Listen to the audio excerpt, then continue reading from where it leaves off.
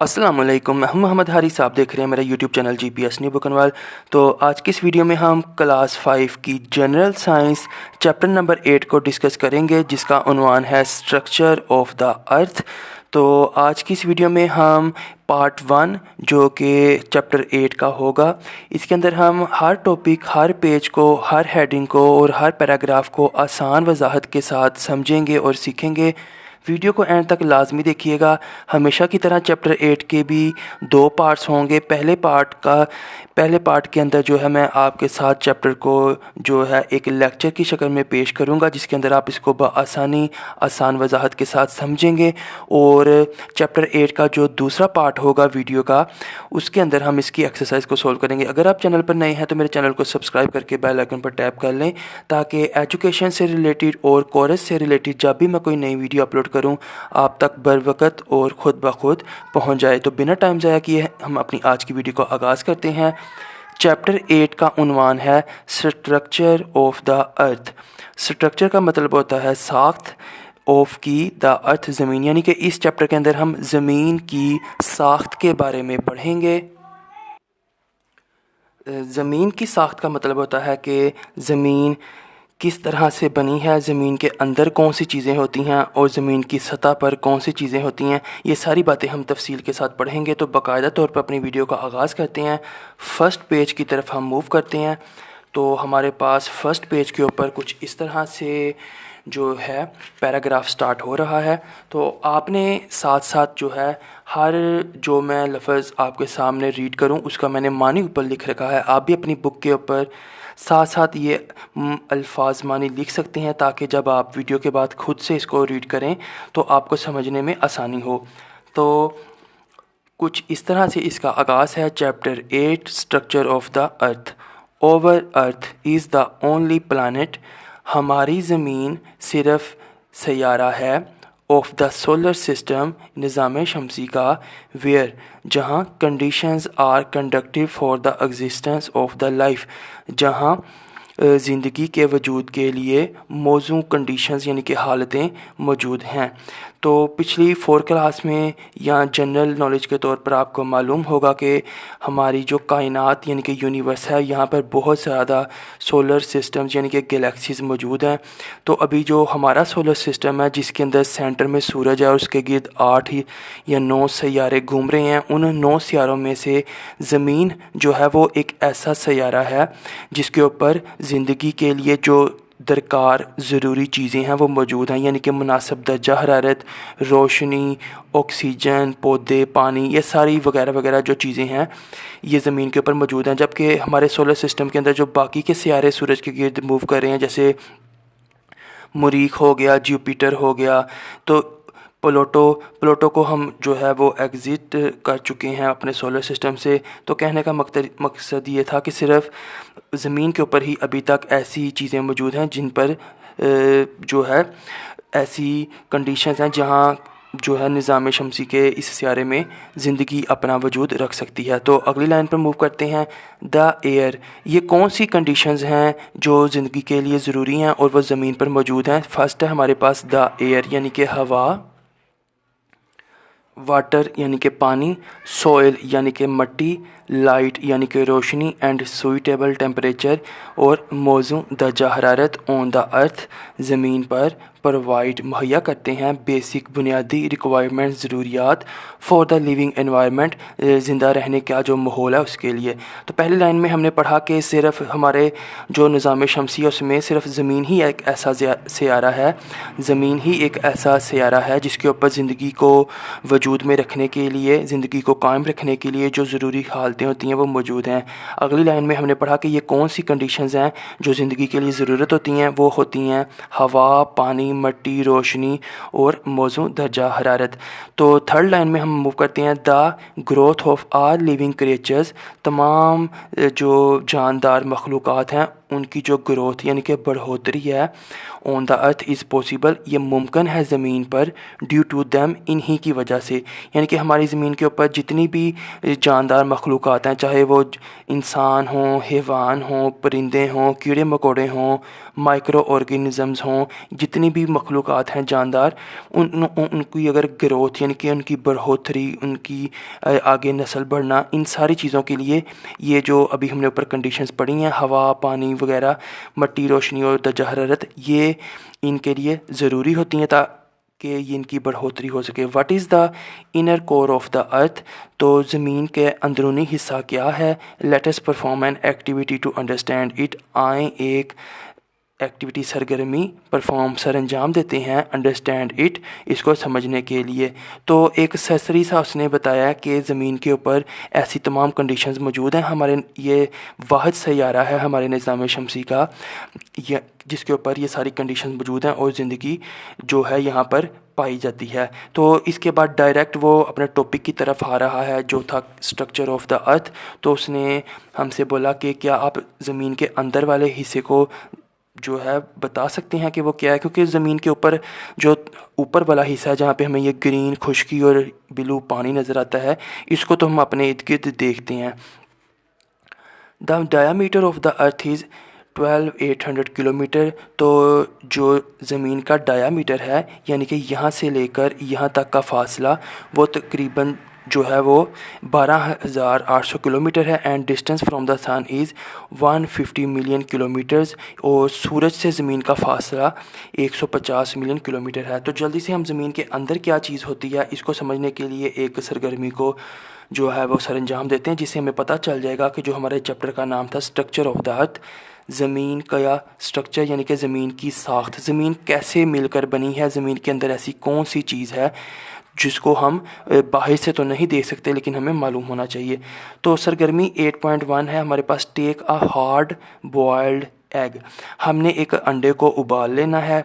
और hard boil का मतलब है कुछ लोग जो है अंडा थोड़ा सा कच्चा खाते हैं और उसकी ये जो जर्दी है थोड़ी सी वो लिक्विड टाइप में होती है, तो हमने इसको बिल्कुल अच्छी तरह से उबाल लेना है, क्योंकि अभी हमने इसको खाने के बजाय जो है कुछ सीखने के लिए इस्तेमाल करना है। Cut it into 2 equal parts, अब वो कह रहा है इसको काट दें इनटू 2 इक्वल, 2 बराबर हिस्सों में, with the help of a knife. अब आपने इसको एक चाकू की मदद से 2 अलग हिस्सों में काट लेना है, उसका एक हिस्सा ये आपको नज़र आ रहा है।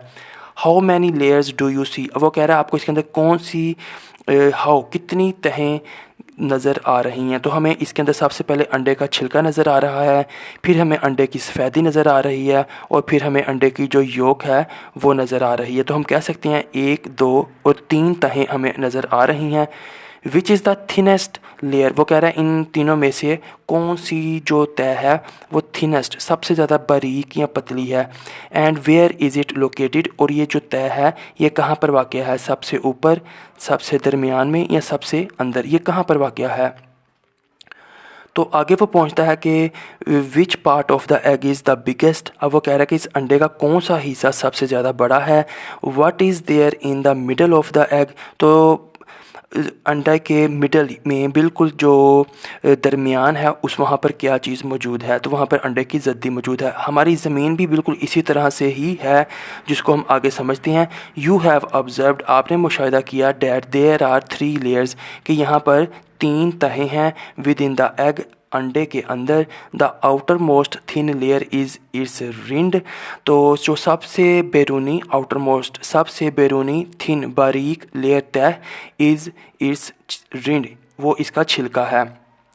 तो अभी ये जो आपको ब्राउन कलर का बेसिकली ये एक देसी अंडे की तस्वीर है। तो आमतौर पर जो दुकानों से मिलता है उसका छिलका सफ़ेद होता है और देसी अंडे का छिलका जो है वो थोड़ा सा ब्राउन होता है।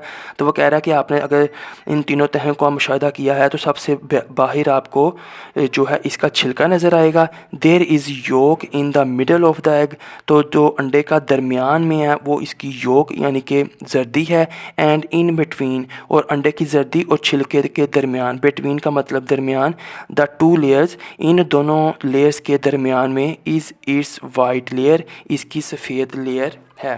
तो अब हम अकॉर्डिंग टू जियोलॉजिस्ट माहिर अर्ज़ियात के मुताबिक, यानी कि जैसे कुछ लोग बायोलॉजी पढ़ते हैं, कुछ फ़िज़िक्स पढ़ते हैं, कुछ केमिस्ट्री पढ़ते हैं, केमिकल्स के बारे में, तो ऐसे साइंसदान जो सिर्फ ज़मीन की साख्त, ज़मीन के ऊपर तहकीक करते हैं, उनको जियोलॉजिस्ट कहते हैं।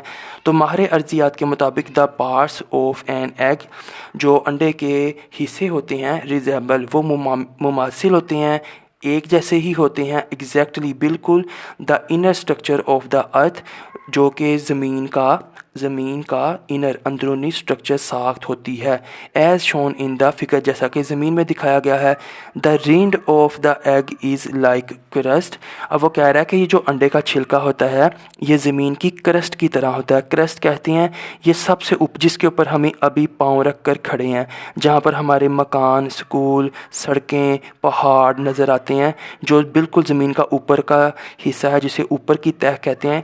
वो कह रहा है ये हमारी जो तह है ये अंडे के छिलके की तरह है। जिस तरह अंडे का छिलका बाकी दोनों तहों से बारीक होता है, इसी तरह जो ये हमारी ज़मीन है इसका ऊपर वाला जो छिलका, जिसको हम क्रस्ट कहते हैं, ये जो ऊपर की तह है ये भी सबसे ज़्यादा बारीक होती है। White part is like mental. अब वो कह रहा है कि जिस तरह छिलके के नीचे एक वाइट हिस्सा होता है उसको हम मेंटल कहते हैं, तो यहाँ पर ज़मीन के नीचे भी बिल्कुल अंडे के छिलके के नीचे की तरह एक जो हिस्सा होता है वो मेंटल कहलाता है। अभी ये मेंटल क्या चीज़ है ये हम आगे चल के तफसील से भी पढ़ेंगे। And the yolk is like core of the earth. और जिस तरह अंडे के दरमियान में एक नरम सी जर्दी होती है, इसी तरह ज़मीन के दरमियान में भी एक जो है पिघला हुआ सा एक लिक्विड होता है जो बहुत ज़्यादा गर्म होता है, जिसको हम जो है यहाँ पर आपने अभी देखा होगा कोर का नाम देते हैं, इसको हम कोर का नाम देते हैं। अब हमने सीखा कि जिस तरह अंडे के अंदर 3 तहें हैं, ऊपर छिलका, सफ़ेदी और जर्दी, इसी तरह ज़मीन की भी 3 तहें होती हैं, क्रस्ट, मेंटल और कोर। अब ये क्रस्ट, मेंटल, कोर को हम ज़्यादा तफसील से पढ़ते हैं ताकि हमें समझ आ सके कि ये क्या चीज़ें हैं। तो सबसे पहले हम पढ़ लेते हैं क्रस्ट। द आउटर शेल, बाहर का शेल, छिलका या खोल, ऑफ द अर्थ, ज़मीन का, इज़ कॉल्ड क्रस्ट। तो ये ज़मीन का जो बाहर का छिलका है, बाहर की जो तह है, जैसा जहाँ पर ये सब्ज़ा पाया जाता है, पानी पाया जाता है, जिसको हम आसानी से आँखों के साथ देख सकते हैं, इसको हम क्रस्ट कहते हैं। It is the part of on the earth, ये ज़मीन का वो हिस्सा है, ऑन विच, जिस पर, वी लिव, जिस पर हम रहते हैं। यानी कि क्रस्ट जिस जगह पर हमने अपने पाँव रखे हैं, जिस जगह को हम रोज़ाना देखते हैं, जिसके ऊपर बुनियादें हैं इमारतों की, घरों की, स्कूलों की, इस तह को, इस बैरूनी तह को हम क्रस्ट कहते हैं, ऑन विच वी लिव, और इसी पर हम रहते हैं। दिस पार्ट कंटेन्स, इस हिस्से पर कंटेन्स है, लोफ्टी माउंटेन्स, बुलंदोबाला पहाड़, लोफ्टी बुलंद, माउंटेन्स पहाड़, डीप ओशंस, गहरे समुंदर, रिवर्स दरिया, डिज़र्ट्स सहरा, ग्रीन फील्ड्स सरसब्ज़ खेत, रूरल दीही एंड अर्बन शहरी ड्वेलिंग्स रहाइश गाहें। तो वह कह रहा है कि जो बैरूनी इसका ज़मीन का हिस्सा है, जो बैरूनी तह है, जिसको हम क्रस्ट कहते हैं, इसके ऊपर ये सारी चीज़ें मौजूद होती हैं, पहाड़, समुंदर, दरिया, सहरा, खेत और दीही और शहरी जो रहाइश गाहें हैं, लोगों के जो घर हैं, इमारतें, दफ्तर, ये सारे इसी हिस्से पर मौजूद हैं, जो हमें अभी इस तस्वीर के मुताबिक सब्ज़ और नीले रंग में दिख रहा है। आगे वो बोलता है it consists of solid matter. अब वो कहता है कि ये जो है एक सख्त मादे पर मुश्तमिल होता है। The average thickness of crust is about 5 kilometre to 70 kilometre. तो अब वो कह रहा है कि ये जो ऊपर की तह है, जैसा कि अभी आपको ये नज़र आ रहा होगा, ये डार्क ब्राउन कलर जो है इसी तह को शो कर रहा है, जिसके बाहर हमने ब्लू और ग्रीन कलर कर रखा है। तो इस बैरूनी तह की जो मतलब मोटाई है वो है 5 किलोमीटर से लेकर 70 किलोमीटर तक। यानी कि ये बाहर का जो ग्रीन हिस्सा आपको नज़र आ रहा है, ये 5 किलोमीटर से लेकर 70 किलोमीटर तक जो है ये मोटा होता है। और 70 किलोमीटर के बाद ज़मीन के नीचे जैसे अंडे में सफ़ेदी शुरू हो जाती है, इसी तरह ज़मीन के अंदर 70 किलोमीटर के बाद जो है क्रस्ट ख़त्म हो जाती है और इसका दूसरा हिस्सा शुरू हो जाता है, जिसको हम मेंटल कहते हैं। तो बकाया लाइन भी पढ़ लेते हैं। Even beneath the oceans it's thickness is about 5 kilometre. अब वो कह रहा है कि जैसे ये ज़मीन है और समुंदर की अगर हम तह में चले जाएं तो वहाँ पर भी जो इस ऊपर वाली जो क्रस्ट की मोटाई है वो तकरीबन 5 किलोमीटर ही होती है। तो जैसे ही ये 5 से 70 किलोमीटर का हम जो मोटाई का हिस्सा है इससे नीचे की तरफ जाते हैं, तो जैसे अंडे में छिलके के बाद सफ़ेदी शुरू हो जाती है, इसी तरह ज़मीन का दूसरा हिस्सा शुरू हो जाता है जिसको जियोलॉजिस्ट ने मेंटल का नाम दिया है। The layer of the earth under the crust is called mental. तो ये जो क्रस्ट थी इसके नीचे जो तय होती है उसको मेंटल कहते हैं। This is the biggest A part of the earth.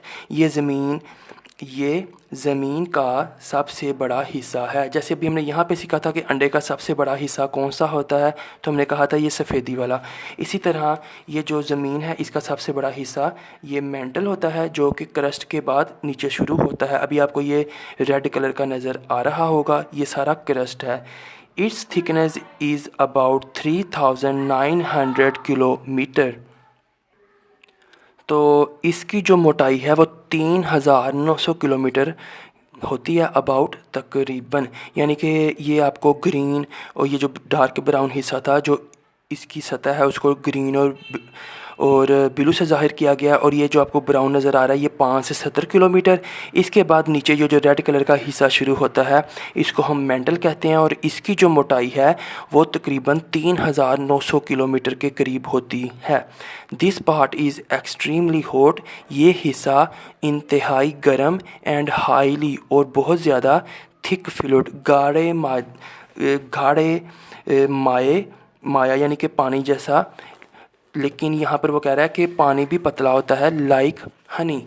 तो ये कह रहा है कि अभी हम अपने पिक्चर इसी में से हमने ये पिक्चर उठा के यहाँ पे रख ली है। तो ये हमारे पास जो डार्क ब्राउन जिसके अंदर हमारे पास मिट्टी वगैरह नज़र आती है, रेत कंकर, और ऊपर हमें दरिया और ज़मीन नज़र आती है, ये क्रस्ट होती है। क्रस्ट के बाद अंडे की सफ़ेदी की तरह हमारे पास जो है वो मेंटल शुरू हो जाती है। मेंटल जो है ये कुछ इस तरह से होती है कि क्रस्ट के बाद नीचे 3900 किलोमीटर तक की मोटाई में ये मौजूद होती है, और ये बिल्कुल जो है आपने यहाँ पे पढ़ा कि इंतहाई गर्म और बहुत ज़्यादा गाढ़े माए जैसा शहद होता है उस जैसे ये लिक्विड में जो है ये मुश्तमिल होती है। This comes out of the earth surface in form of lava during volcano eruption. अब वो कह रहा है कि जब ज़मीन पर ज़लज़ले आते हैं, आतिशफ़शां पहाड़ पड़ते हैं, तो ये जो क्रस्ट होती है जब इसके अंदर कोई दरार आती है तो ये जो गर्म माया है, जैसे आप चूल्हे पर किसी देगची पर ढक्कन दे दें और उसके नीचे दूध उबल कर ढक्कन को पीछे करके बाहर आ जाता है, इसी तरह ये जो गर्म माया है ये जब कोई से वीक पॉइंट मिलता है, कमज़ोर हिस्सा या दरार नज़र आती है, तो जैसे पहाड़ों के अंदर कोई सुराख, तो उसको हम आतिशफ़शां का फटना भी कहते हैं। तो वोल्केनो इरप्शन, आतिशफ़शां का फटना,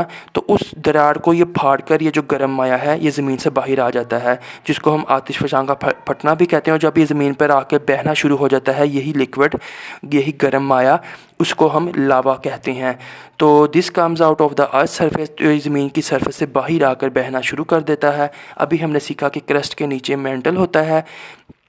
जो मेंटल है ये गर्म, शदीद गर्म और शहद जैसे जो है लिक्विड की तरह का ये होता है और बहुत ज़्यादा गर्म होता है, और ये कभी कभी ज़मीन की सतह को फाड़ कर बाहर भी आ जाता है, जिसको हम कहते हैं लावा।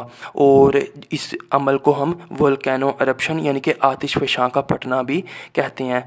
तो ये इसके दो रंग यहाँ पर दिखाए गए हैं, रेड कलर और लाइट सा रेड कलर। ये दोनों जो है यहाँ से लेकर यहाँ तक 3900 किलोमीटर की जो मोटाई है वो रखते हैं। तो हमने क्रस्ट सीख लिया, मेंटल सीख लिया, अब है हमारे पास core. The central part of the earth is called core.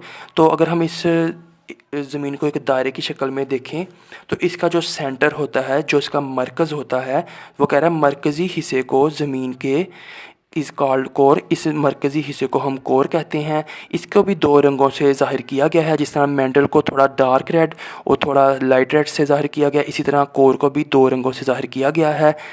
It is the hottest part of the अर्थ। ये ज़मीन का गर्म तरीन हिस्सा है, यानी कि कोर का जो दर्जा हरारत है वो मेंटल से भी ज़्यादा होता है। Its temperature is about 5000 degree centigrade. तो इसका जो दर्जा हरारत है वो 5000 डिग्री सेंटीग्रेड होता है। The core consist of 2 parts. अब ये जो कोर है इसको 2 हिस्सों में तकसीम किया गया है, internal core, external core. Internal core का मतलब है सबसे अंदरूनी हिस्सा और एक्सटर्नल कोर का मतलब है इस अंदरूनी हिस्से के ऊपर जो थोड़ा सा इसका हिस्सा होता है उसको एक्सटर्नल कोर का नाम दिया गया है। अभी आप देख सकते हैं इसको येलो कलर से ज़ाहिर किया गया है इंटरनल कोर को, और इसको ऑरेंज कलर से ज़ाहिर किया गया है एक्सटर्नल कोर को। कोर के दो हिस्से हो गए, अंदरूनी कोर और बैरूनी core. Owing to extreme pressure internal core is almost solid, whereas external core is in the form of a thick black molten fluid। तो अब यहाँ पे हम देख रहे हैं कि जो ये इंटरनल कोर होता है ओइंग टू एक्सट्रीम प्रेशर, ये अपने ऊपर बहुत ज़्यादा दबाव ले रहा होता है। तो internal core is almost solid, ये जो है तकरीबन सॉलिड होता है, बिल्कुल ठोस होता है, ये लिक्विड नहीं होता। Where as external core is in the form of a thick, लेकिन वो कह रहा है इंटरनल कोर सख्त होता है, सॉलिड होता है, लेकिन इसका जो ऊपर वाला हिस्सा होता है एक्सटर्नल कोर, ये जो है थिक गाढ़ा ब्लैक काले रंग का मोल्टन पिघला हुआ फ्लूइड लिक्विड यानी कि माया होता है। विच कंटेन्स एलिमेंट्स, जिसके अंदर क्या चीज़ मौजूद होती है, कौन से अनासर मौजूद होते हैं, लाइक आयरन एंड निकल, यानी कि पिघला हुआ लोहा और निकल जैसी जो धातें हैं वो इसके बाहर के हिस्से में मौजूद होती हैं। हमने क्या सीखा, ज़मीन के 3 हिस्से होते हैं, ऊपर वाले हिस्से को हम क्रस्ट कहते हैं, इसकी जो मोटाई है वो सिर्फ 5 से 70 किलोमीटर होती है। इस 70 किलोमीटर के बाद जो कोर से पहले तक का इलाका है ये पिघले हुए गर्म लिक्विड पर मुश्तमिल होता है, और ये लिक्विड इतना गर्म होता है कभी कभी क्रस्ट को फाड़ कर बाहर भी आ जाता है, जिसको हम आतिशफ़शां का फटना कहते हैं, और इस पिघले हुए लिक्विड को हम लावा भी बोलते हैं। तो ये जो इसका हिस्सा है, दूसरा हिस्सा ज़मीन का, इसकी मोटाई होती है 3900 किलोमीटर, और इस 3900 किलोमीटर के ख़त्म होने के बाद ज़मीन का तीसरा हिस्सा शुरू हो जाता है जिसको हम कोर कहते हैं। कोर को भी 2 रंगों से जो है समझा जाता है। ऊपर वाला जो कोर होता है वो थोड़ा सा लिक्विड होता है, पिघला होता है, और ये काले रंग का होता है जिसके अंदर लोहा और निकल जैसी धातें होती हैं, और जो बिल्कुल इसके भी नीचे होता है, इसके ऊपर ये सारे हिस्से का दबाव होता है, और ये वाला जो हिस्सा है ये लिक्विड नहीं होता, बल्कि ये वाला जो हिस्सा है ये जो है आलमोस्ट सॉलिड, ये तकरीबन जो है सॉलिड यानी कि ठोस सख्त होता है। हमने ज़मीन के तीनों हिस्सों को पढ़ लिया। अब हम जैसे अंडे के साथ इसकी रिजेंबलेंस को देखा था, मुमासिलत को, अब हम इसकी आड़ू के साथ देखते हैं। अब क्विक क्विज़, एक जल्दी से हम क्विज़ करते हैं। A peach is cut into half, एक आड़ू को आधा काटा गया है। लेबल इट्स पार्ट्स, इसके हिस्सों को लेबल करें। Showing resemblance with the structure of the अर्थ, जो कि ज़मीन की साख्त के साथ रिजेंबलेंस करे, मुशाबहत करे, यानी कि एक जैसा लगे। Match the resemblance of its peel pulp and seed with the parts of the अर्थ। अब वो कह रहा है कि इसकी जो आपने बताना है, रिजेंबलेंस का मतलब होता है मुशाबहत होना, एक जैसा कोई फैक्टर नज़र आना। इसका छिलका, इसका गूदा और इसका बीज किस तरह से ज़मीन के 3 हिस्सों के साथ मैच करते हैं आपने लिख कर बताना है, with the parts of the earth, ज़मीन के। अब ज़मीन के 3 हिस्से होते हैं क्रस्ट, अब ज़मीन के जो है 3 हिस्से होते हैं, क्रस्ट, मेंटल और कोर। तो जो आड़ू है इसका ये जो बाहर का छिलका होगा ये होगा क्रस्ट, और छिलके के नीचे ये वाला जो हिस्सा होगा जो यहाँ पे रेड कलर से दिखाया गया है, डार्क रेड और लाइट रेड, ये वाला जो गूदा है जिसको यहाँ पे पल्प कहा गया है ये होगा मेंटल, ज़मीन की तरह का। और जो बिल्कुल अंदर वाला हिस्सा, जैसे कि ये बिल्कुल ठोस था, इसके ऊपर थोड़ा सा ये एक्सटर्नल कोर का हिस्सा और ये इंटरनल कोर का हिस्सा, तो ये हम जो इसका बीज है वो कोर के साथ हम जो है वो मैच करेंगे।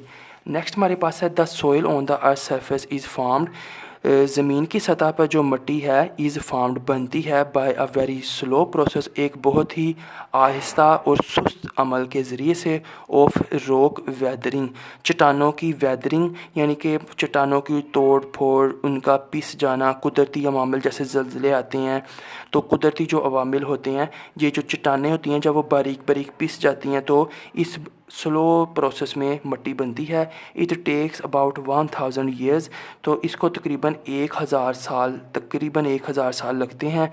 To make only a 5 centimetre thick layer of soil, मिट्टी की सिर्फ 5 सेंटीमीटर थिक मोटी तह बनने में, यानी कि ज़मीन के ऊपर अगर 5 सेंटीमीटर मोटी तह बनती है ना मट्टी की, ये मट्टी चट्टानों से बनती है, लेकिन इस अमल में 1000 साल लग जाते हैं। आगे हमारे पास है इंटरेस्टिंग इन्फॉर्मेशन। तो इसमें हमारे पास although the volume of internal core of the earth is 16% of the total volume of the अर्थ।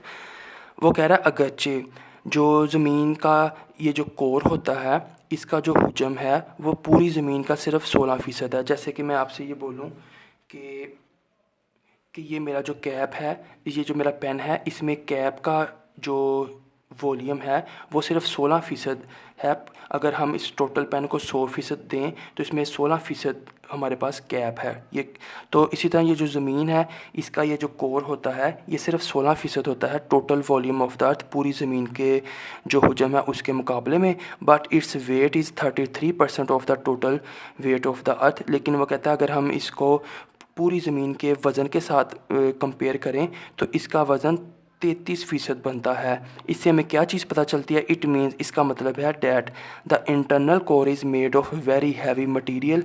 इसका मतलब ये है कि इंटरनल कोर, अंदरूनी कोर, जो ये अंदरूनी कोर है, इज़ मेड ऑफ बना होता है वेरी हैवी मटीरियल, बहुत ही वज़नी भारी मटीरियल यानी कि मवाद के साथ।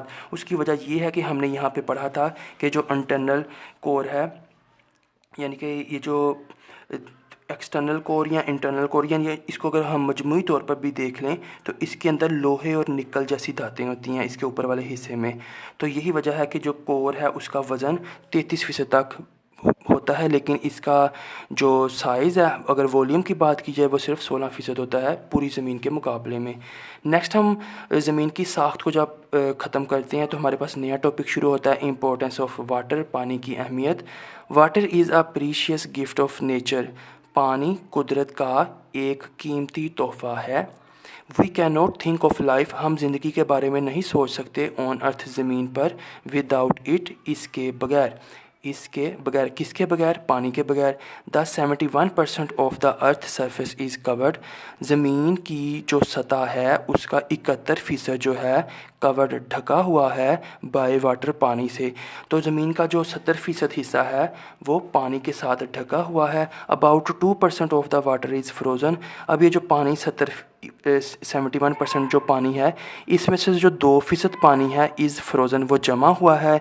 जैसा कि हमें ये ग्लेशियर्स और बर्फ़ानी इलाके नज़र आते हैं, इन द फॉर्म ऑफ ग्लेशियर्स, वही बात उसने आगे लिख दी है।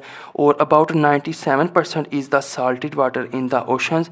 अब ये जो ज़मीन का 71% हिस्से के ऊपर जो पानी था उसमें से 2% पानी जमा हुआ है, और 97% जो पानी है वो साल्टेड है, नमक वाला है, जैसा कि इन द ओशन, जैसा जो कि समुद्रों में है। जैसे यानी कि आप अगर समुद्र के पानी को चखेंगे तो वो नमकीन पानी वाला, नमक वाला पानी महसूस होगा, और ये पानी ज़मीन का 97% है। इट इज़ नॉट ड्रिंकेबल, ये पीने के काबिल नहीं है। द फ्रेश वाटर अवेलेबल, जो ताज़ा पानी दस्तयाब है, ताज़े पानी से मुराद वो पानी है जिसको हम पी सकते हैं।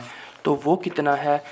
नेक्स्ट हम मूव करते हैं तो आप देख सकते हैं कि मैनकाइंड इज़ अबाउट 1%, यानी कि जो ताज़ा पानी दस्तयाब है मैनकाइंड, इंसानों के लिए, बनीनू इंसान के लिए, इज़ अबाउट 1%, वो सिर्फ 1% ही है। यानी कि इतना थोड़ा पानी हमारे पास ताज़े वाला मौजूद है, बाकी सारा पानी या तो जम चुका है 2%, या फिर वो जो है 97% के करीब समुंदर की शक्ल में मौजूद है, जिसको हम किसी भी इस्तेमाल में नहीं ला सकते। There is acute shortage of water, तो पानी की शदीद शॉर्टेज, कमी है, इन मैनी पार्ट्स, बहुत से हिस्सों में, ऑफ द वर्ल्ड, दुनिया के। इट इज़ एसेंशियल, ये ज़रूरी है, that we do not waste water, ये ज़रूरी है कि हम पानी को ज़ाया ना करें।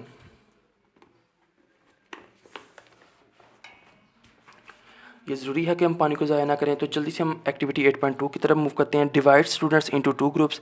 आपने अपनी कमरा जमात के जो बच्चे हैं, स्टूडेंट्स हैं, उनके 2 ग्रोह बनाने हैं। एक ग्रोह को, 1 group should make a chart of the sources of water. एक ग्रोह को आपने ये टास्क देना है कि वो पानी के जो सोर्सेज हैं, ज़राए हैं, उनका चार्ट बनाए।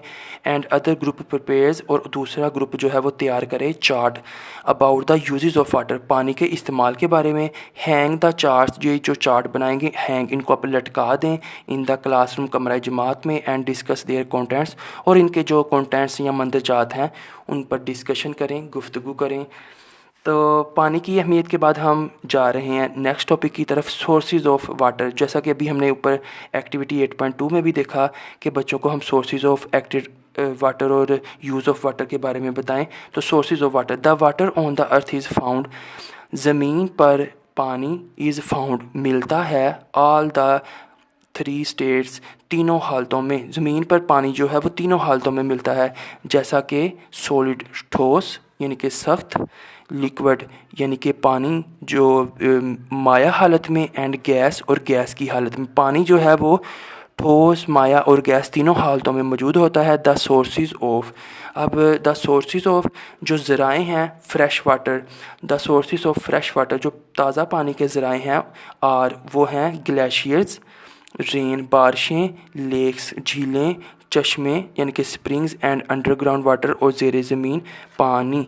तो भी आप इस तस्वीर में देख सकते हैं, ये जो आपको आसमान पे बादल नज़र आ रहे हैं ये बेसिकली लिक्विड स्टेट का पानी है। माया हालत में ये जो आपको एक जो है ये नदी या झील नज़र आ रही है ये लिक्विड स्टेट में पानी है, और ये जो बादल नज़र आ रही है बाय मिस्टेक मैंने आपको पहले बोल दिया, तो दोबारा से हम पढ़ लेते हैं कि ये जो तस्वीर के अंदर आपको ये बादल नज़र आ रहे हैं ये बेसिकली गैस की शक्ल में पानी मौजूद है, और ये जो आपको नीचे नदी या झील नज़र आ रही है ये लिक्विड स्टेट में पानी मौजूद है, और ये जो पहाड़ों पर बर्फ़ मौजूद है जो कि जम चुकी है ये सॉलिड शक्ल में पानी मौजूद है।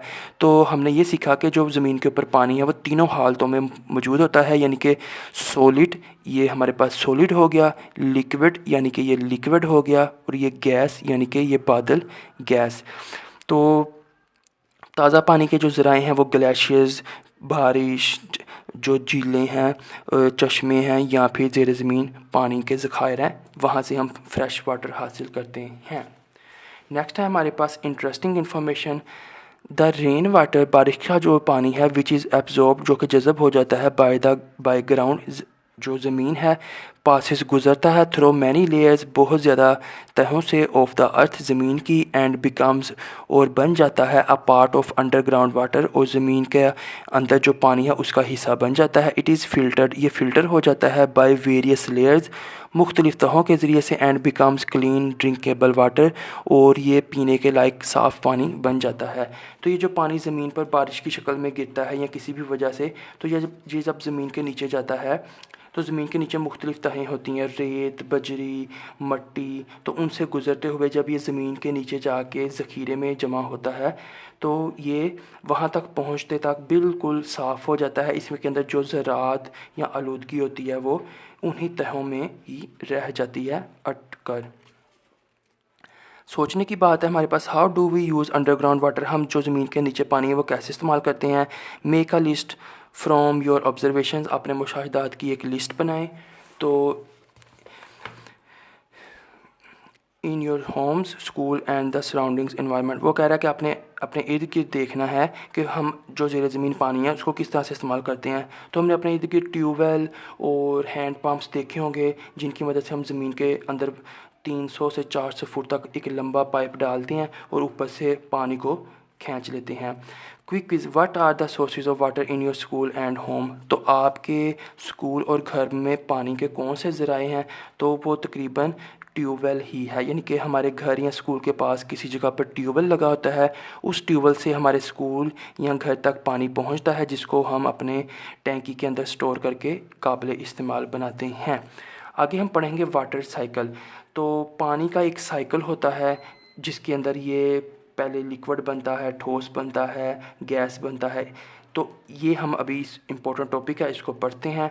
The rivers are filled up with water from rains and melting of ice and glaciers, वो कह रहा है जो दरिया होते हैं, जैसे कि अभी इसी पिक्चर को हम ले लें, दरिया आर फील्ड, दरिया भर जाते हैं विद वाटर पानी से, दरिया जो है वो पानी से भरते हैं कैसे, फ्रॉम रेन्स जब बारिश होती है यानी कि बारिशों के पानी से दरिया भरते हैं। एंड मेल्टिंग ऑफ आइस, और बर्फ़ एंड ग्लेशियर्स, और बर्फ़ और ये जो ग्लेशियर्स होते हैं इनके पिघलने से जो पानी आता है उस पानी से ये जो दरिया हैं वो भर जाते हैं। In the mountains every year, in the mountains, और ये कब कहाँ पे भरते हैं? दरिया का ऊपर का जो स्टार्ट पॉइंट होता है वो कहाँ पे होता है? पहाड़ों पे होता है, इन द माउंटेन्स। तो थोड़ा सा मैं बुक को ज़रा क्लियर कर लूँ आपके सामने। जी, ये तो पहाड़ों, हर साल पहाड़ों में बर्फ़ और ग्लेशियर्स के पिघलने और बारिशों से जो दरिया हैं वो पानी से भर जाते हैं।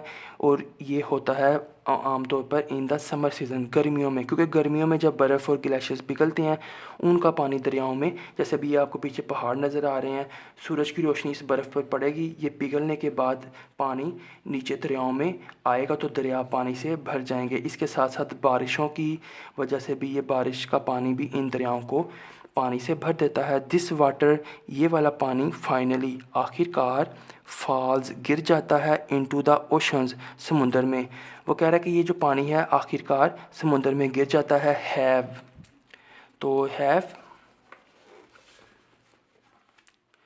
हैव यू ईवर थॉट, क्या आपने कभी सोचा है? डैट के इन दिस वे, इस तरीके से, क्या आपने सोचा है कभी कि इन दिस वे, इस तरीके से, द ओशंस, जो समुंदर हैं, शुड बी ओवरफिल्ड, समुद्रों को ओवरफिल्ड, हद से, जैसे अब हम ओवरफिल्ड का मतलब है हद से ज़्यादा फील्ड भर जाना। जैसे हम एक गिलास के अंदर पानी डालें और वो गिलास भर जाएगा, लेकिन दोबारा हम उसके अंदर पानी डालेंगे तो वो ओवरफिल्ड हो जाएगा, यानी कि ओवर होकर बाहर को पानी गिरना शुरू हो जाएगा। तो वो कह रहा है कि जब समुद्रों में पानी मतलब कि सबसे पहले बर्फ़ पिघली और बारिश हुई और दरियाओं में पानी आया, और जो दरिया थे जब वो समुंदर में गिरे तो ये तो सारा साल जब समुद्रों में पानी गिरता रहता है तो समुंदर में तो पानी की सतह मतलब कि शुरू से ही जब से दुनिया बनी है पानी की सतह बढ़ती रहनी चाहिए। पानी को तो इसमें मतलब कि अपने अगर मतलब इस साल समुंदर यहाँ पे है, अगले तो पूरे साल में जब बर्फ़ पिघल के दरियाओं में पानी आया, बारिशों से दरियाओं में पानी आया और दरिया जो है वो समुंदर में गिरा तो समुंदर की जो सतह है पानी से भर के यहाँ तक आ गई, फिर यहाँ तक आ गई, फिर यहाँ तक आ गई। यानी कि समुंदर में जो पानी की सतह है वो तो बढ़ती रहनी चाहिए, but this does not happen, लेकिन ऐसा नहीं होता। समुंदर की जो पानी की सतह है वो वहीं पर रहती है, वो ऊपर नहीं होती, ऐसा नहीं होता। इसकी वजह क्या है? Water under goes in a big cyclic process, पानी एक बड़े साइक्लिक प्रोसेस यानी कि अमल से गुज़रता है, कॉल्ड द वाटर साइकिल, जिसको पानी का साइकिल कहते हैं। यानी कि एक ऐसा एक अमल मौजूद है जिसकी वजह से ये जो समुंदर है इसमें बरसों से, कई सालों से पानी उसी सतह पर मौजूद है, पानी इस सतह से ज़्यादा इसके अंदर इजाफ़ा नहीं हो रहा, पानी वहीं पे रहता है। हालांकि हर साल दरिया इसके अंदर बहुत ज़्यादा पानी फेंकते हैं समुंदर में, लेकिन समुंदर का पानी नहीं बढ़ रहा, समुंदर का पानी अपनी जगह पर उतना ही मौजूद है। इसके पीछे कौन सी जो प्रोसेस है वो हम अब पढ़ते हैं। इस प्रोसेस को हम वाटर साइकिल कहते हैं। द वार्मथ ऑफ द सन, सूरज की जो गर्मी है, एवेपोरेट्स, बुखारात बना देती है वाटर, पानी को, फ्रॉम वाटर बॉडीज़, जो पानी के ज़राए हैं, टू फॉर्म क्लाउड्स, बादल बनाने के लिए, फॉर्म बनाना, क्लाउड्स बादल। जैसे हम अपने घर की छत पर एक प्लेट के अंदर थोड़ा सा पानी रख दें और हम कुछ मिनटों बाद या घंटे बाद जाएंगे तो वो प्लेट खुश्क हो चुकी होती है, तो बेसिकली उसका जो पानी है वो कहाँ पे जाता है? वो बुखारात बनकर फ़िज़ा में चला जाता है। तो वो यही कह रहा है कि सूरज की गर्मी की वजह से जो पानी के ज़राए हैं वहाँ से पानी बुखारात बनकर ऊपर चले जाता है। जैसे अभी आपको ये समुंदर नज़र आ रहा है, इसके ऊपर ये रेड कलर के बुखारात दिखाए गए हैं और ये आसमान की तरफ उठ रहे हैं। इसी तरह ये झील है, ये चश्मा है और ये दरिया है। यहाँ से जो पानी है वो सूरज की हीट, गर्मी की वजह से बुखारात बनकर हर वक्त आसमानों पे, तो जिस तरह एक प्लेट खाली हो जाती है, सूख जाती है जब बुखारात बनकर पानी उड़ जाता है, तो इसी तरह से ये झीलों, दरियाओं, समुंदर से भी पानी कम हो जाता है जब ये बुखारात बनकर आसमान की तरफ जाता है। और आसमान की तरफ ये बुखारात बनकर जब जाते हैं पानी के छोटे छोटे जो ये कतरे होते हैं, तो ये क्या करते हैं, ये ऊपर जाकर बादल बना देते हैं, टू फॉर्म क्लाउड्स। तो ये बादल बना देते हैं। The clouds release water. अब ये जो बादल हैं इनका साइज़ बढ़ता रहता है यहाँ तक कि रिलीज़, ये खारिज कर देते हैं वाटर, निकाल देते हैं वाटर, पानी को, एज रेन, बारिश के तौर पर, और स्नो या बर्फ़ के तौर पर। यानी कि समुद्रों से, दरियाओं से, झीलों से, चश्मों से पानी बुखारात बनकर आसमानों की तरफ गया। आसमानों पर जाने के बाद ये बुखारात आपस में जुड़कर बादल बना देते हैं। बादलों का साइज़ जब थोड़ा सा बड़ा हो जाता है तो ये बादल पानी को निकाल देते हैं, अपने अंदर से निकाल देते हैं। कैसे निकालते हैं, या तो बारिश बरसा देते हैं, या फिर ये जो है बर्फ़बारी यानी कि स्नो फॉलिंग कर देते हैं। तो अगर ये जो बादल हैं पहाड़ों पर होंगे तो वहाँ पर बारिश भी हो सकती है और स्नो फॉलिंग भी हो सकती है। अगर मैदानी इलाकों में ये बादल होंगे तो ये पानी जो है वो नन्हे नन्हे छोटे छोटे कतरों यानी कि बारिश के कतरों की शक्ल में वापस ज़मीन पर आ जाता है। The rain water again flows through the lakes. अब ये जो पानी ज़मीन पर आया, बारिश का पानी जो ज़मीन पर आया, अगेन फ्लोज दोबारा फ्लोज बहता है, थ्रू द लेक्स, झीलों से, स्ट्रीम्स नहरों से, एंड रिवर्स दरियाओं से, एंड फाइनली टू द सी। यानी कि ये सारा पानी झीलों से, दरियाओं से, समुद्रों से बुखारात बन के ऊपर चला गया। ऊपर जाके ये बादल बन गए। बादलों ने जब बारिश बरसाई तो ये पानी दोबारा दरियाओं में आ गया, झीलों में आ गया, चश्मों में आ गया। यानी कि झीलें और चश्मे जो पानी हैं वो दरियाओं में फेंकते हैं, और दरिया वो जो पानी है समुद्र में फेंक देता है। इसी वजह से कह रहे हैं एंड फाइनली टू द सी, और ये पानी बारिश से होकर वापस समुद्र में चले जाता है। Some water of the rain, जो बारिश का सम कुछ वाटर पानी होता है ऑफ द रेन बारिश का, इज़ एब्जॉर्ब्ड, वो जज़ब हो जाता है, बाय लैंड ज़मीन में, and becomes part of the underground water, और ज़मीन के अंदर ये जैसे आपको मिट्टी नज़र आ रही है, इसके नीचे पानी के छोटे छोटे आप समझ लें कि गुज़रने के रास्ते होते हैं। तो पानी जज़ब होकर यहाँ इन ज़ख़ीरे जो ये ज़ख़ीरे हैं यहाँ पर पहुँच जाता है जज़ब होने के बाद। तो इसको हम कहते हैं कि ये ज़ेर ज़मीन पानी का हिस्सा बन गया। The process repeats again and again, ये जो अमल है बार बार जो है रिपीट दोहराता है, मतलब कि इसकी जो दोहराई है वो जारी रहती है, बार बार ये अमल होता रहता है। This is how the total amount of water on the earth does not change. यही वजह है, इसी तरह से जो टोटल कुल अमाउंट ऑफ वाटर, पानी की जो अमाउंट है, मिकदार है ऑन अर्थ ज़मीन पर, डज़ नॉट चेंज, वो तब्दील नहीं होती। समुद्र का पानी उधर ही रहता है, झीलों का पानी, चश्मों का पानी, दरियाओं का पानी भी वहाँ पर रहता है, क्योंकि ये पानी सबसे पहले आसमान पे जाता है, बारिश बनता है, वापस ज़मीन पर आ जाता है।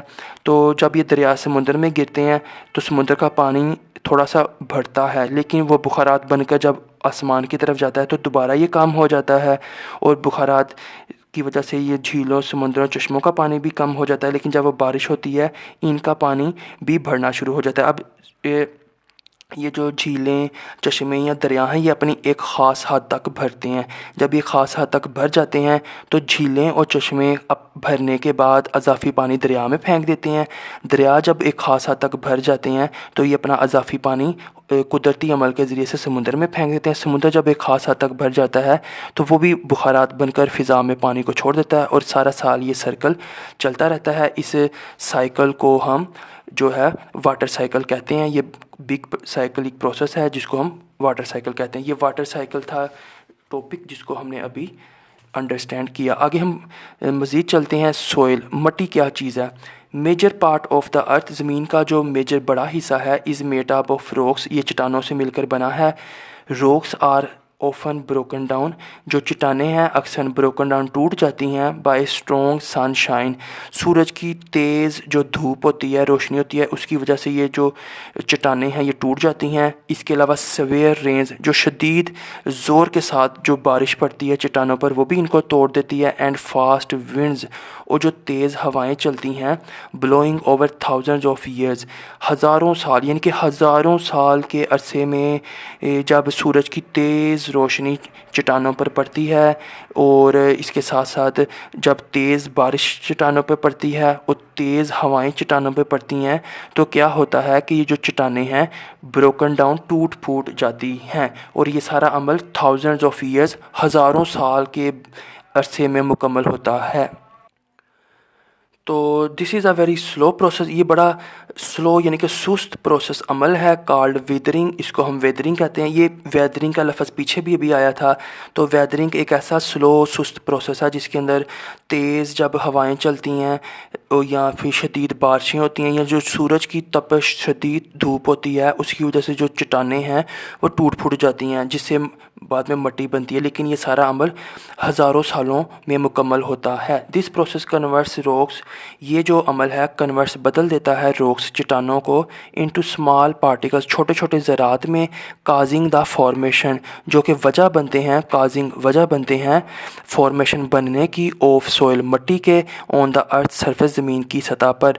तो ये सारी जो अवामिल हैं ये चट्टानों को छोटे छोटे ज़रात में बदल देते हैं और ये छोटे छोटे ज़रात जो हैं वो ज़मीन की सतह पर मिट्टी के बनने की वजह बन जाते हैं। इस तरह मिट्टी बन जाती है। सोइल इज़ कंपोज्ड ऑफ, जो मिट्टी है कंपोज्ड ऑफ मुश्तमिल होती है ऑफ द स्मॉल, छोटे छोटे ब्रोकन टूटे हुए पार्टिकल्स ज़रात पर, ऑफ रॉक्स चट्टानों के, मिनरल्स मादनियात, वाटर एंड एयर एट्सट्रा। तो जो मिट्टी होती है इसके अंदर छोटे छोटे ज़रात होते हैं चट्टानों के। इसके अलावा मिट्टी के अंदर मादनियात जैसे लोहा, पीतल, तांबा, सल्फ़र वगैरह भी मौजूद होता है। इस तरह मिट्टी के अंदर वाटर, नमी भी मौजूद होती है और पानी भी मौजूद होता है। The upper part of the crust is made of this soil, हमने पीछे पढ़ा था ज़मीन की 3 तहें होती हैं, क्रस्ट, मेंटल और कोर। तो जो क्रस्ट का ऊपर वाला हिस्सा है वो is made of this soil, इसी मिट्टी से मिलकर बनता है। इट सपोर्ट्स, ये जो है सपोर्ट यानी कि ये सपोर्ट देता है किसको, द ग्रोथ ऑफ क्रॉप्स, फसलों की बढ़ोतरी को, सब्जियों एंड प्लांट्स, यानी कि फसलों, सब्जियों और पौधों की जो ग्रोथ बढ़ोतरी है, बड़ा होना है, उसको ये सपोर्ट करता है, मदद देता है। Which are essential for the existence of life, तो ये जो सपोर्ट होती है ये फसलों, सब्जियों और पौधों को होती है, और फसलें, सब्जियां और जो पौधे हैं ये ज़रूरी हैं, इसेंशियल, ये ज़रूरी हैं for the existence of life, ज़िंदगी के वजूद के लिए, ऑन द अर्थ, ज़मीन पर।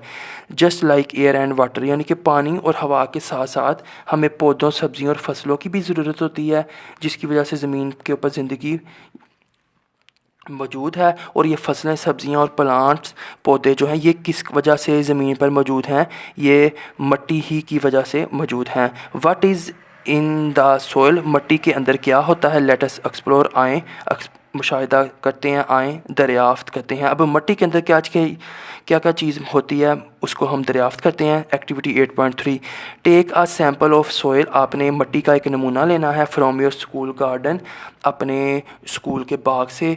स्प्रेड इट, आपने इसको फैला देना है ऑन अ वाइट पेपर और चार्ट, आपने एक सफ़ेद रंग के कागज़ या चार्ट पर इसको फैला देना है। लुक एट इट, आपने बस इसको देखना है थ्रू अ मैग्नीफाइंग ग्लास, तो आपने ये जो अज्जा होता है इसकी मदद से इसको देखना है ताकि मिट्टी का हर ज़रा हमें बड़ा बड़ा नज़र आए। Are there some living organisms या स्लैश इंसेक्ट्स, तो क्या आपको इस मिट्टी के अंदर कोई जानदार चीज़ें या कीड़े नज़र आ रहे हैं, जैसे चींटियाँ हो गई, छोटे छोटे कीड़े नज़र आ रहे हैं। Do you see some dead vegetation matter, क्या आपको मुर्दा, मरे हुए, गले सड़े सब्जियों के जैसे पत्ते वगैरह जैसी चीज़ें वो नज़र आ रही हैं। Are there some grains of rocks और मिनरल्स, क्या आपको चट्टानें या मादनियात के कुछ ज़रात नज़र आ रहे हैं। Do you feel moisture in the soil, क्या आपको मिट्टी के अंदर हल्की हल्की मॉइस्चर, नमी महसूस हो रही है। All these items are called components of the soil, तो ये तमाम जो आइटम्स, चीज़ें हैं, ये मिट्टी के अज्जा कहलाती हैं। यानी कि मिट्टी के अंदर हमें जानदार कीड़े मकोड़े भी देखने को मिलते हैं, पत्ते, गले सड़े सब्जियों के और दरख्तों के टुकड़े भी देखने को मिलते हैं, छोटे छोटे कंकर, रेत के ज़रात भी मिलते हैं, मादनियात भी इसमें होती हैं और इसमें हल्की हल्की सी नमी भी होती है। तो ये वो चीज़ें हैं जो मिट्टी के अंदर मौजूद होती हैं। ह्यूमस, एक ये नई चीज़ है। Humus is the organic matter, humus जो है एक नामियाती मादा होता है, produced by the decay of vegetables, plants and dead animal matter.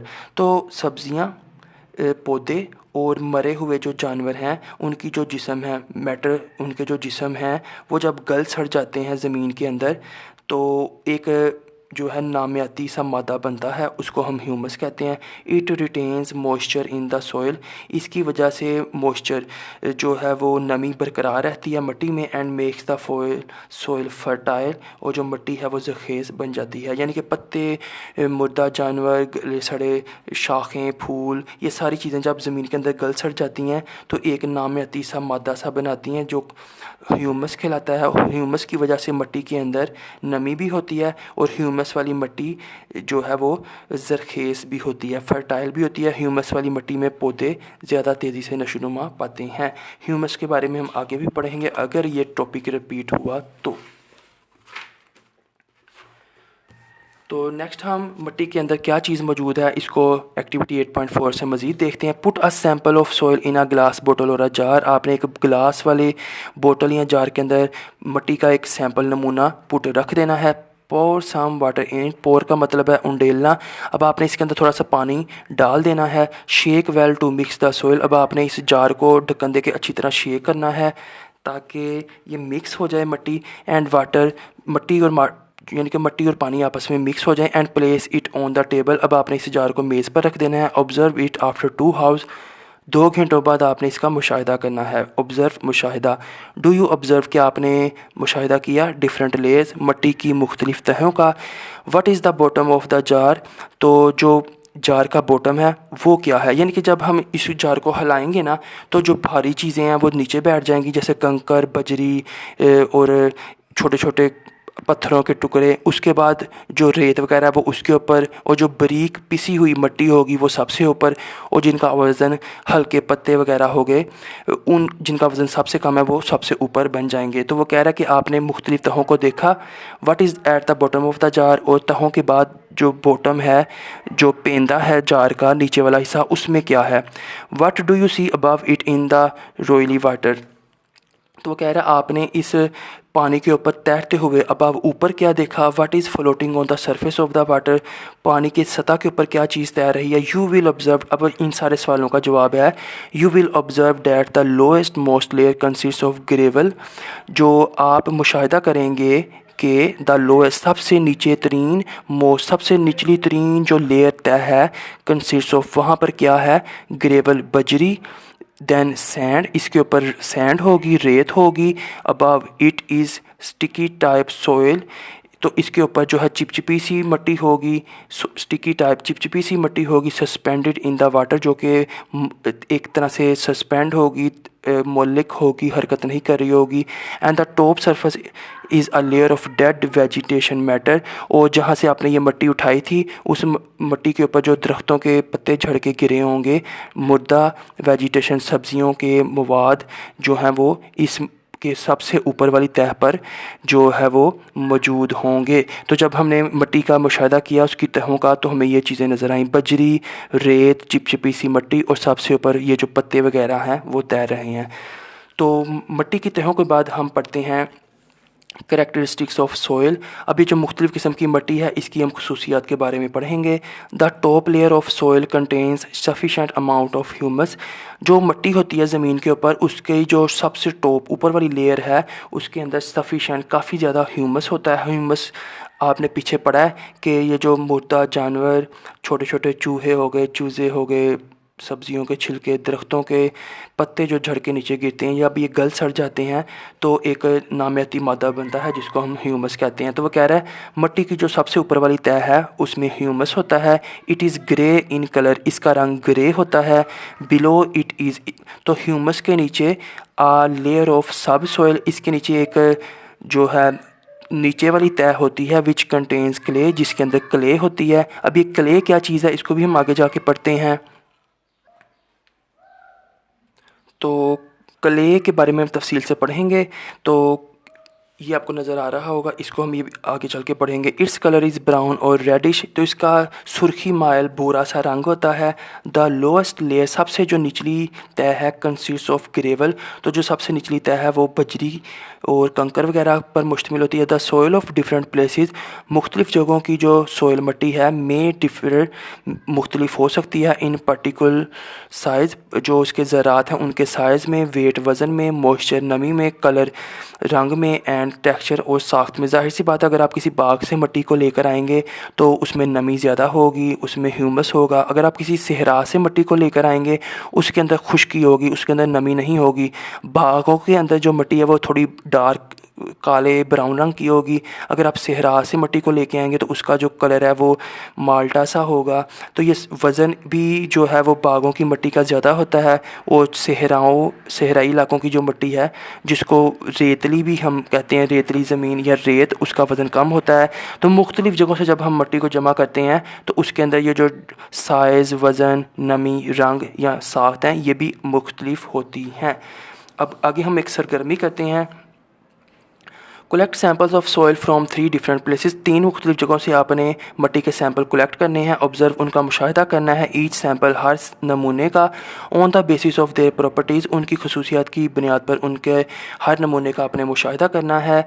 And right it in the specific column, और आपने इसको मखसूस कॉलम में लिखना है। रब द सॉइल सैंपल, रब का मतलब है कि आपने मिट्टी को थोड़ा सा रगड़ना है, उसका एक छोटा सा सैंपल लेकर, नमूना लेकर उसको रगड़ना है विद योर फिंगर्स, अपनी उंगलियों के साथ। टू नो अबाउट इस टेक्सचर, इसकी साख्त को देखने के लिए। यानी कि अगर मैं किसी बाग से मिट्टी लाकर उसको ऐसे ऐसे रब करूँगा तो वो नरम सी महसूस होगी, बारीक महसूस होगी। अगर मैं किसी खंडरात में से मिट्टी को लाकर रब करूँगा तो उसके अंदर मुझे कंकर महसूस होंगे। इसी तरह सहरा में से अगर मैं मिट्टी को ला कर रब करूँगा तो वो बारीक बारीक रेत के ज़रात पर मुश्तमिल होगी।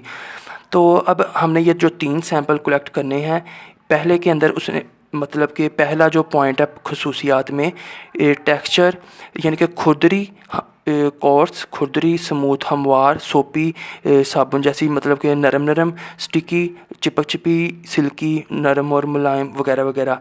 तो हमने 3 जगहों से जब सैंपल लिए तो पहले सैंपल में हमें मिट्टी जो है वो खुरदरी दिखी, दूसरे सैंपल में हमें स्मूथ और स्टिकी।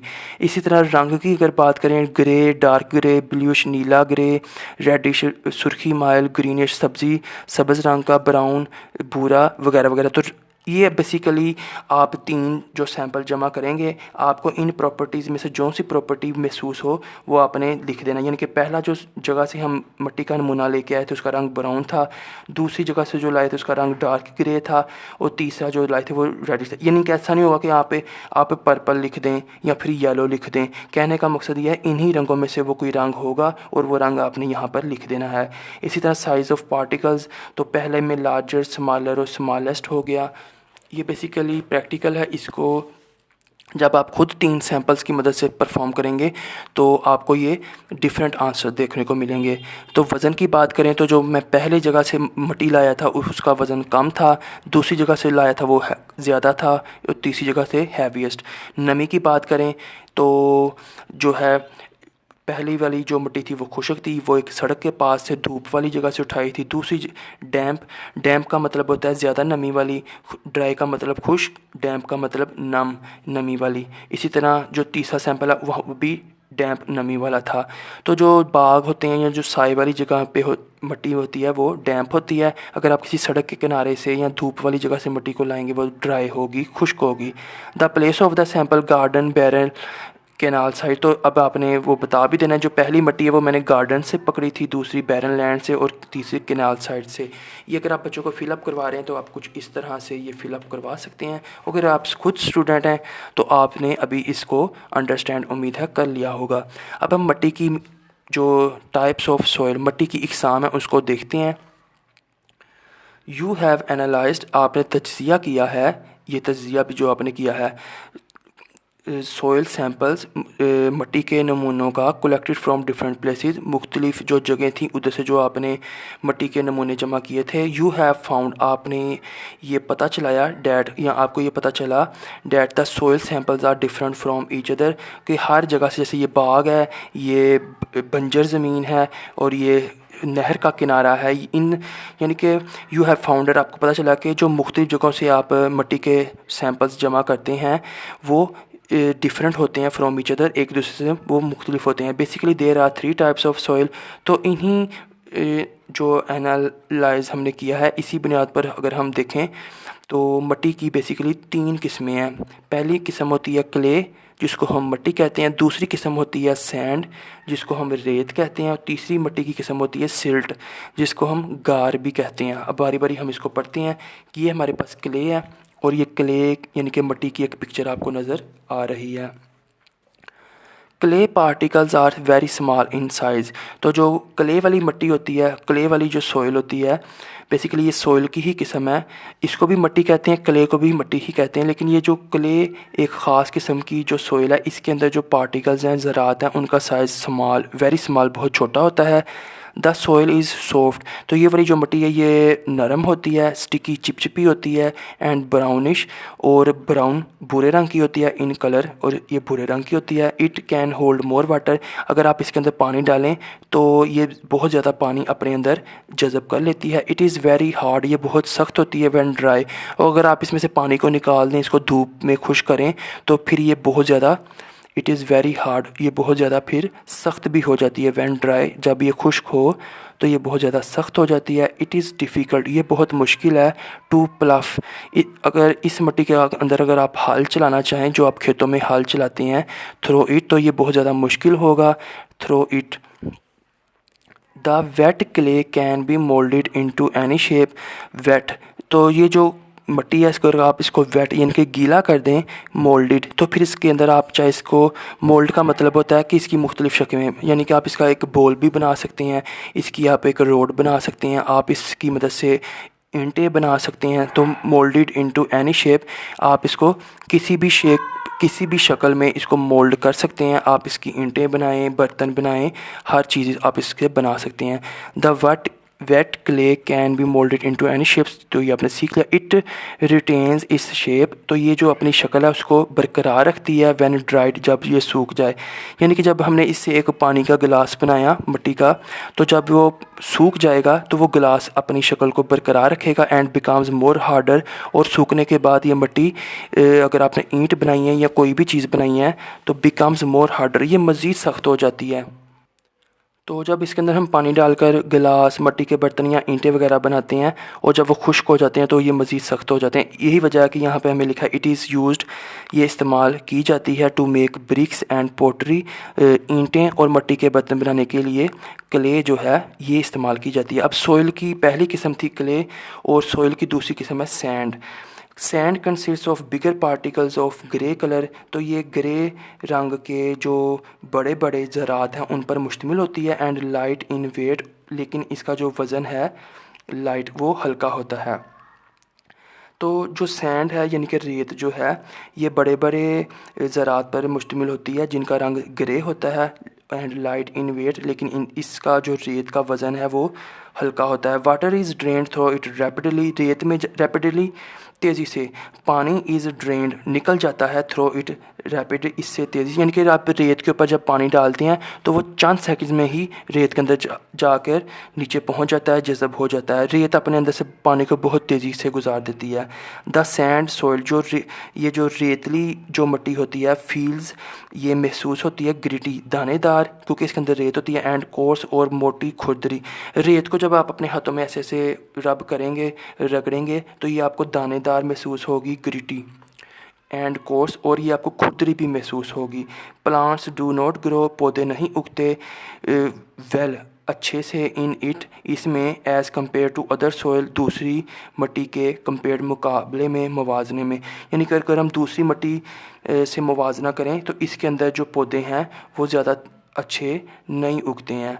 इट इज़ फाउंड, ये देखा गया है, ऑन कोस्टल एरियाज़ और रिवर बेड्स, तो ये रेत जो है ये कहाँ पे पाई जाती है, साहली इलाकों में, और रिवर बेड्स और दरिया के जो किनारे हैं वहाँ पर जो सैंड है या रेतली जो मिट्टी है पाई जाती है।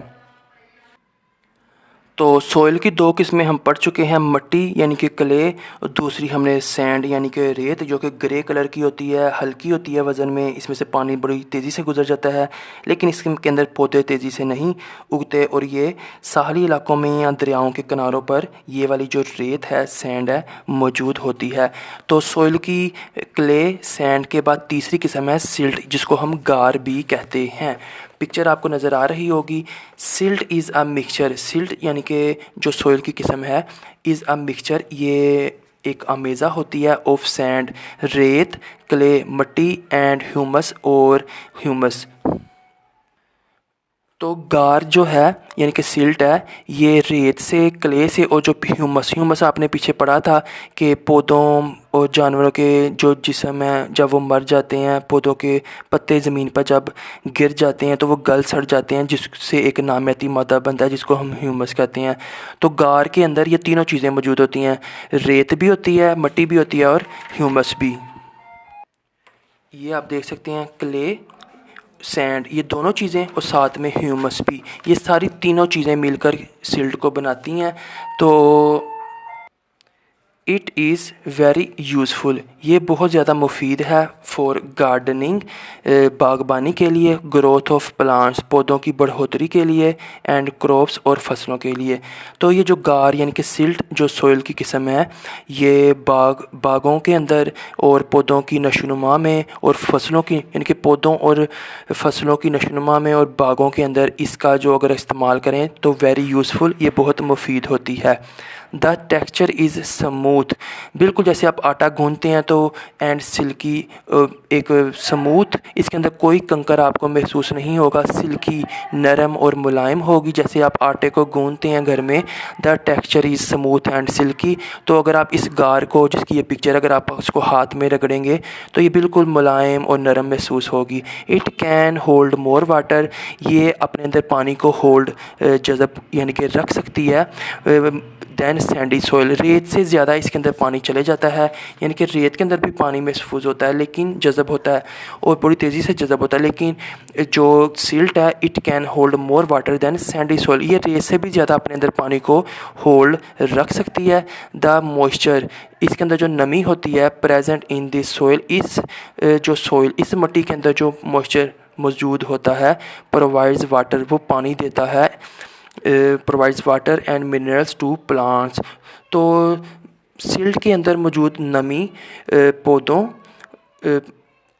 को पानी और जो नमकियात हैं वो मुहैया करता है, यानी कि इसके ये काफ़ी ज़्यादा ज़रख़ेज़ मिट्टी होती है और इसके अंदर पानी भी हर वक्त ज़्यादा मौजूद होता है। तो इसके अंदर जब हम पौधे उगाते हैं तो ये पौधों को नमी और मिनरल्स फराहम करती है ये वाली मिट्टी। It also holds strongly the plants roots, तो ये काफ़ी चिपचिपी सी होती है गार टाइप। तो ये जो प्लांट रूट्स, पौधों की जो जड़ें हैं, स्ट्रॉन्गली मजबूती के साथ होल्ड्स, ये उनको पकड़ के रखती है। तो ये सिल्ट तीसरी किस्म थी। नेक्स्ट हम मूव करते हैं, soil contains water and air which are essential for life. तो ये जो मिट्टी होती है जिसकी हमने 3 किस्में पढ़ी हैं, इसके अंदर पानी और हवा होती है जो कि ज़िंदगी के लिए ज़रूरी हैं। It is home of many living organisms, ये घर है बहुत से ज़िंदा जानदारों का, सच एज़ अर्थवॉर्म्स, इंसेक्ट्स, कीड़े, बीटल्स, रैट्स, चूहे, रैबिट्स, खरगोश एंड मैनी अदर्स, और बहुत से दूसरे। तो ये जो सोइल होती है ये, इसके अंदर हवा और ऑक्सीजन भी मौजूद होती है। यही वजह है कि जब हम मिट्टी को खोदते हैं तो ऑक्सीजन ही की वजह से, हवा के ही वजह से जब हम मिट्टी को खोदते हैं तो मिट्टी के अंदर हमें मुख्तलिफ़ किस्म के कीड़े वगैरह और बीटल्स और चूहे भी नज़र आते हैं जो कि इसके अंदर अपना घर बनाकर रखते हैं। In fact the brick wall is made of clay how, तो वो कह रहा है कि जो दीवारों की ईंटें हैं वो क्ले से कैसे बनती हैं। क्ले, ये पीछे वाली हमने चिपचिपी सी मिट्टी देखी थी जिसके अंदर पानी डाल दें तो ये नरम हो जाती है और सूखने के बाद सख्त हो जाती है। तो बेसिकली इसको जब ईंट की शक्ल में बनाने के बाद सुखाया जाता है, फिर इसको भट्टी में जलाया जाता है तो फिर ये पक कर काफ़ी ज़्यादा हार्ड हो जाती है। आगे हमारे पास है similarities and differences among different types of soil. तो मिट्टी की मुख्तलिफ़ क़िस्म में कौन सी बातें एक जैसी होती हैं एंड डिफरेंस कौन सा उनके दरमियान फ़र्क होता है। एक्टिविटी 8.6 करेंगे। Make groups each consisting of 4 and 5, 4 से 5 स्टूडेंट्स का आपने एक ग्रुप बनाना है, मतलब कि हर आपने मुख्तलिफ ग्रुप बनाने हैं और हर ग्रुप के अंदर 4 से 5 स्टूडेंट्स होने चाहिए। After a discussion on the characteristics of different soils, तो मुख्तलिफ सॉइल्स मिट्टी की जो खसूसियात हैं उन पर डिस्कशन गुफ्तगू करने के बाद some groups make a chart of similarities, जो कुछ ग्रोह हैं वो मिट्टी की जो सिमिलैरिटीज़ एक जैसी बातें हैं उन पर अपना चार्ट बनाएंगे, एंड अदर्स ऑन डिफरेंसेस, और जो दूसरे ग्रुप्स हैं उनमें से कुछ जो ग्रुप्स होंगे वो इसके अंदर जो अलग अलग बातें हैं मट्टी के अंदर उसके ऊपर अपना चार्ट तैयार करेंगे। Hang the charts in the classroom, आपने वो चार्ट्स जो है क्लासरूम में हैंग कर देने हैं, लटका देने हैं। The students should move around two see the work of other groups on the charts.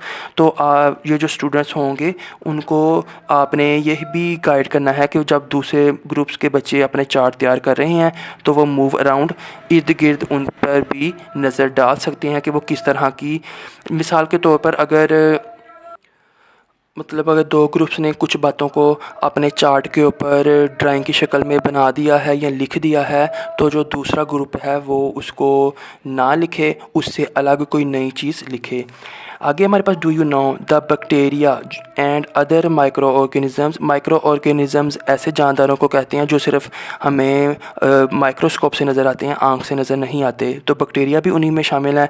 In the soil convert the wastes of living animals and dead plants into useful nutrients. तो वो कह रहा है कि जो बैक्टीरिया और दूसरे micro organism खुर्दमिनी जानदार हैं वो मिट्टी के अंदर मौजूद जो वेस्ट कचरा होता है लिविंग एनिमल्स जानदारों का और मुर्दा पौधों का, उसको वो मुफीद ग़िज़ाई अज्जा में तब्दील कर देते हैं। They increase the fertility of the soil, और ये जो ग़िज़ाई अज्जा हैं ये ज़मीन की ज़रख़ेज़ी को बढ़ा देते हैं। यानी कि कोई जानवर, अगर आप उर्फ़ आम में कहें कि ज़मीन पर वाशरूम करता है या उसकी डेड बॉडी वहाँ पे मौजूद है या पत्ते झड़ के गिर गए हैं और वो मिट्टी में दब गए हैं, हवा चलने की वजह से उनके ऊपर मिट्टी की एक तह आ गई है, तो ये बैक्टीरिया और माइक्रो ऑर्गेनिज़म्स उनको जो है अपने प्रोसेस यानी कि उनको जो है वो गला सड़ा कर एक ग़िज़ाई अज्जा न्यूट्रिएंट्स में बदल देते हैं। और ये जो न्यूट्रिएंट्स हैं ये फर्टिलिटी ऑफ द सॉइल, मिट्टी की ज़रख़ेज़ी में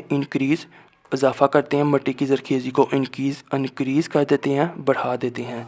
नेक्स्ट है हमारे पास topic absorption of water by soil. तो एब्जॉर्प्शन का मतलब होता है जज़ब होना, ऑफ वाटर पानी का, बाय सॉइल मिट्टी के ज़रिए। विच सॉइल एब्जॉर्ब्स मोर वाटर, कौन सी मिट्टी पानी ज़्यादा जज़ब करती है। लेट अस एक्सप्लोर, आएँ मुशाहिदा करते हैं। कुछ फसलें ऐसी होती हैं जिनको ज़्यादा पानी की ज़रूरत होती है, लेकिन अगर हम ऐसी फसलों को किसी ऐसी मिट्टी में अगर हम बो दें जो पानी बहुत तेज़ी से जज़ब करती है, तो इसका मतलब है कि वो फसल हमें ऐसी मिट्टी में नहीं बोनी चाहिए। अगर मेरे पास जो खेत है उसके अंदर ये सैंड रेतली ज़मीन है तो मैं वहाँ पे चावल नहीं काश्त करूँगा, क्योंकि चावल को हर वक्त बहुत ज़्यादा पानी की ज़रूरत होती है।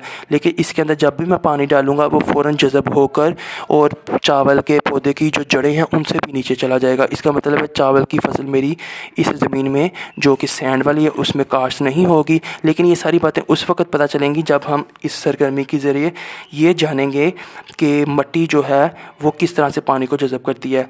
आपने 8.7 सरगर्मी है, arrange different types of soil. आपने सैंडी, सिल्टी और क्ले, ये तीनों किस्मों की आपने जो है इस मिट्टी का इंतज़ाम करना है। टेक 3 स्टायरोफोम और प्लास्टिक कप्स, ये जो समुद्री झाग या प्लास्टिक के जो कप होते हैं आपने 3 कप ले लेने हैं। Make a drainage hole at the bottom of each cup.